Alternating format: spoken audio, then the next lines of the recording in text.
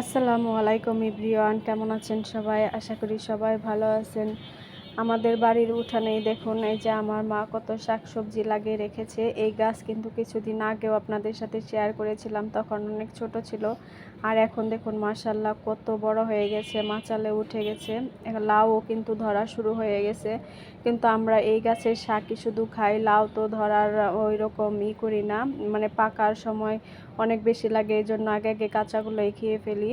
এই যে দেখুন কত সুন্দর একটা লাউ হয়েছে, এগুলো কিন্তু মিষ্টি লাউ। আর এখানে আজকে কিছু শাক নেওয়া হবে, তো আপা এখানে শাকগুলো কেটে নিচ্ছিল। আর এই শাকগুলো কিন্তু খেতে অনেক মজা। ওই যে দেখুন অনেকগুলো লাউ হয়েছে ছোট ছোট।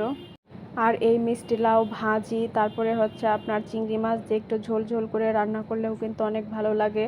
আর এখানে অনেকগুলোই শাক কেটে নেওয়া হবে, আজকে রান্না করা হবে, কারণ অনেক বেশি হয়ে গেছে গাছটা, এই জন্য একটু কেটে ছোট ছোট করে দিবে।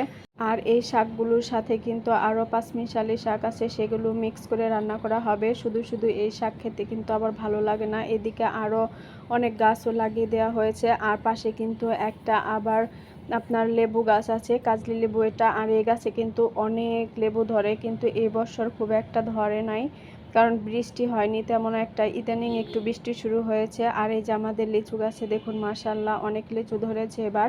2-3 বছর পরে লিচু ধরলো। একবার ধরেছিল, তখন আবার লিচুগুলো চুরি হয়ে যাওয়ার পরে আর লিচু ধরেনি, এবার আবার ধরেছে। আর এদিকে দেখুন আমার আনাস বাবা কি করছে, গাছ থেকে সে এভাবে কামড়িয়ে কামড়িয়ে আম খাচ্ছে। আর এই গাছটা কিন্তু আমরুপালি, অনেক আম ধরেছে মাশাআল্লাহ, এবার আরও বেশি ধরতো, এবারও ধরেছে। আর এই যে আমি চারা গাছ বুনে দিয়েছিলাম, সেগুলো দেখলাম অনেক বড় হয়েছে। এখানে এই যে ঢেঁড়স গাছ বুনে দিয়েছে আপা, আর আমি হচ্ছে পেঁপে গাছ বুনেছি। জানি না কেমন হবে পেঁপেগুলো, কি না জানি। এখন আবার মিষ্টি হয় না পেঁপেগুলো, মিষ্টি গাছের চারা থেকে পেঁপে থেকে চারা করি, কিন্তু তারপরও কেন যেন মিষ্টি হয় না। আর ওর খাওয়া দেখে তো আমার ছোটোবেলার কথা মনে পড়ে গেল। এভাবে আমি আগে গাছে উঠে বসে বসে আগে খেয়ে নিতাম। আর এই আম্রপালি গাছের আম কিন্তু কাঁচা মিষ্টি, এই জন্য এভাবেও খেতে পারছে আমগুলো অনেক মজা ছিল। আর এই যে দেখুন ছোট্ট একটা পেঁপে গাছ, এই গাছগুলোও কিন্তু আমার নিজের হাতে লাগানো। আমি কিন্তু সব সময় গাছ লাগানোর চেষ্টা করি, সেই ছোটোবেলা থেকে আমার অভ্যাস, গাছের প্রতি একটা নেশা কাজ করে। আর এখানে দেখুন এই ছোট গাছে 2টা পেঁপে হয়েছে, এর আগেও হয়েছিল কিছু, এখন মাত্র 2টা আছে। এখন এই শাকগুলো বেছে নিবে। এই যে এতগুলো শাক কেটে আনা হয়েছে, এখন এই সবগুলো বেছে বেছে পরিষ্কার করে নেওয়া হবে। সব পাতা তো আর নেবে না, যতটুকু খাওয়ার প্রয়োজন আমাদের অতটুকুই নিব আমরা, খুব বেশি নিব না। এই যে এতটুকু হয়েছে।